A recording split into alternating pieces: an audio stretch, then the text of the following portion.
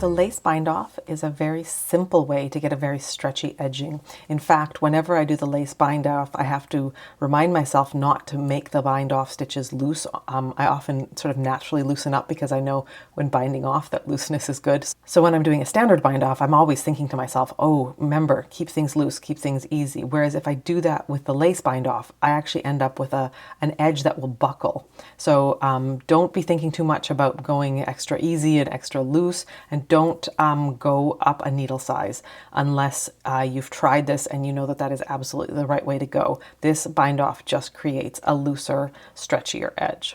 So we're going to work 2 stitches, and this bind off works whether you're knitting and purling or using like knit 2, purl 2 in a ribbing or whatever.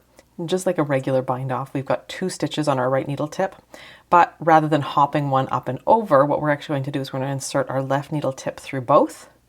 Our right needle tip will be on the back side, and we'll just knit those 2. And then we'll make another knit stitch or purl stitch, depending on what you're doing. So work 1 more stitch, put the left needle back through, knit those 2 together through the back loop, knit 1, knit 2 together through the back loop. As I said, you can work this in pattern. So if you want to knit 1, purl 1 along the top, it will give it a little more of the look of the ribbing underneath. It will follow the line a little better. If you're looking for a perfect match for that, something like the sewn bind off might be more to your liking. So this is what it looks like at the top, almost like the standard bind off, but with these little beaded segments here, and it is really stretchy. Let me show you what it would look like compared to a standard bind off. Here we have our stretchy bind off, and as I said, it looks almost like there's little beaded bits right in here along the top, whereas the standard bind off looks like just the knit stitches laying flat across the top. So they do have a different look. The standard bind off is about considerably less stretchy though than this bind off.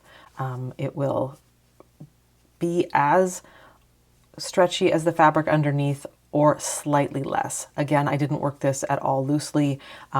You'll see that it's really got a good stretch as is. What I like to do when I'm testing if my bind offs are loose enough is as I'm working the first bit, I stop and I test out how stretchy the fabric is, and then I test how stretchy the bind off is. And as long as they're a really close match, it's okay if the bind off's a little tighter, but as long as it's pretty close, then I know I'm doing the right thing and I don't need to change anything about how I'm binding off. Whereas if you look here, this is the fabric and that's the bind off. Right, I've got 3 stitches here, and that 3 stitches are going really wide. These 3 are going almost no give. So here I'd have to make adjustments if I wanted to bind off for something that was going to be blocked or I needed that to have give. There are situations where obviously that wouldn't be the case. But generally speaking, I check as I go just to see the fabric below, the bind off above.